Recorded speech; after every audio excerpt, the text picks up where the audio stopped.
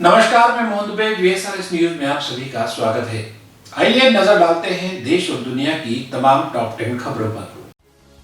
RSS chief Mohan Bhagwat 2 दिन से चित्रकूट में हैं।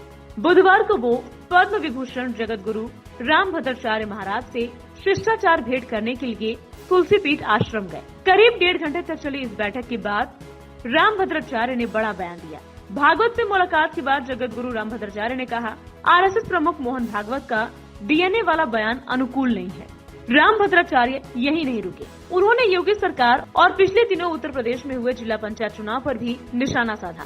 बोले, यहाँ के जिला पंचायत से मैं संतुष्ट नहीं हूँ, लेकिन यूपी में फिर बीजेपी की सरकार ही बनेगी। उन्होंने कहा कि सरकार का कामकाज अच्छा नहीं है। योगी सरकार का काम केवल सोशल मीडिया तक ही सीमित है, उसका धरातल पर कोई असर नहीं दिखाई दे रहा। टीम इंडिया को श्रीलंका दौरे पर 13 जुलाई से वनडे और T20 की सीरीज खेलना है। BCCI ने इंग्लैंड दौरे के चलते श्रीलंका सीरीज के लिए B टीम भेजी है। टीम की कमान शिखर धवन और कोचिंग राहुल द्रविड़ के हाथ में है। इस 19 सदस्यीय टीम के कप्तान समेत 6 खिलाड़ी ही श्रीलंका के खिलाफ वनडे सीरीज खेल सके हैं। भारत और श्रीलंका के बीच 3 वनडे 13, 16 और 18 जुलाई को खेले जाएंगे। इसके बाद दोनों टीमें 21, 23 और 25 जुलाई को T20 सीरीज खेलेंगी। सभी मैच कोलंबो के प्रेमदासा स्टेडियम में होंगे। बिहार के पूर्व सीएम लालू प्रसाद यादव के बड़े बेटे तेज प्रताप यादव ने राजनीति के साथ अब कारोबार में भी हाथ आजमाना शुरू कर दिया है। तेज प्रताप ने लालू राबड़ी के नाम से पटना में बिजनेस शुरू किया है। तेज प्रताप ने फिलहाल अगरबत्ती का कारोबार शुरू किया है। मिली जानकारी के मुताबिक पटना और दानापुर के पास लालू गौशाला में इसका शोरूम बनाया गया है। यहाँ बड़ी संख्या में लालू प्रसाद गाय और भैंस रखा करते थे। रिपोर्ट में बताया गया कि इसी गौशाला में अगरबत्तियां बनती हैं और शोरूम में बेची जाती हैं। केंद्रीय मंत्रिमंडल के विस्तार के एक दिन बाद प्रधानमंत्री नरेंद्र मोदी ने नए मंत्रियों के साथ काम शुरू किया। उन्होंने आज वीडियो कॉन्फ्रेंसिंग के माध्यम से IIT Bombay, IIT Madras, IIT Kanpur और IISc बैंगलोर जैसे केंद्रीय वित्त पोषित तकनीकी संस्थानों के निदेशकों के साथ बातचीत की। शिक्षा मंत्री धर्मेंद्र प्रधान भी उनके साथ मौजूद रहे। इसके साथ ही सभी मंत्रियों ने पदभार संभालना शुरू कर दिया है। प्रधानमंत्री नरेंद्र मोदी ने आज इंडियन इंस्टीट्यूट ऑफ टेक्नोलॉजी के डायरेक्टर्स को संबोधित किया। कैबिनेट विस्तार के बाद मोदी की किसी संस्थान के साथ ये पहली मीटिंग या संबोधन था। इसमें IIT Bombay, IIT Madras, IIT Kanpur और IISc बैंगलोर जैसे केंद्रीय वित्त पोषित तकनीकी संस्थानों के निदेशक शामिल हुए हैं। जम्मू कश्मीर में सुरक्षा बलों ने बड़ी आतंकी साजिश को नाकाम कर दिया। यहाँ के कुलगाम और पुलवामा में बुधवार को मुठभेड़ हुई, जिसमें 4 आतंकियों को मार गिराया गया।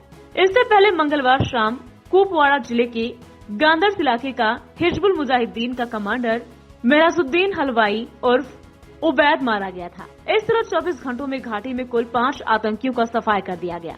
IGP कश्मीर विजय कुमार ने गुरुवार को ये जानकारी दी। हिमाचल प्रदेश के 6 बार मुख्यमंत्री रहे कांग्रेस नेता वीरभद्र सिंह का 87 साल की उम्र में गुरुवार को निधन हो गया। वे लंबे समय से बीमार थे। उन्होंने सुबह 3:40 पर शिमला के इंदिरा गांधी मेडिकल कॉलेज अस्पताल में आखिरी सांसें ली। यहाँ वे करीब 2 महीने से भर्ती थे।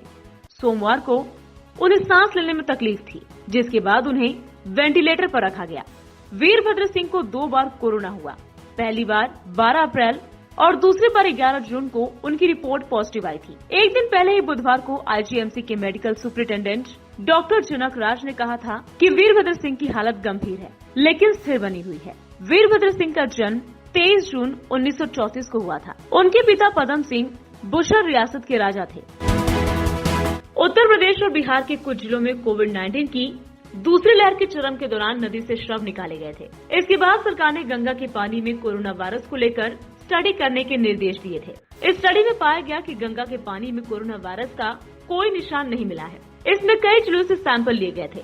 ये स्टडी जल शक्ति मंत्रालय के तहत आने वाले राष्ट्रीय स्वच्छ गंगा मिशन द्वारा वैज्ञानिक तथा औद्योगिक अनुसंधान परिषद, भारतीय विश्व विज्ञान अनुसंधान संस्थान लखनऊ, केंद्रीय प्रदूषण नियंत्रण बोर्ड और राज्य प्रदूषण नियंत्रण बोर्डों की मदद से की गई है। स्टडी 2 चरणों में की गई, जिसमें कन्नौज, उन्नाव, कानपुर, हमीरपुर, इलाहाबाद, वाराणसी, बलिया, बक्सर, गाजीपुर, पटना और छपरा से नमूने लिए गए थे। जापान की राजधानी टोक्यो से 23 जुलाई से ओलंपिक खेलों के आयोजन से पहले बड़ी खबर सामने आ रही है। कोरोना वायरस के बढ़ते हुए कहर को देखते हुए जापान के पीएम योशिहिदे सुगा ने टोक्यो में इमरजेंसी लगाने का फैसला किया है।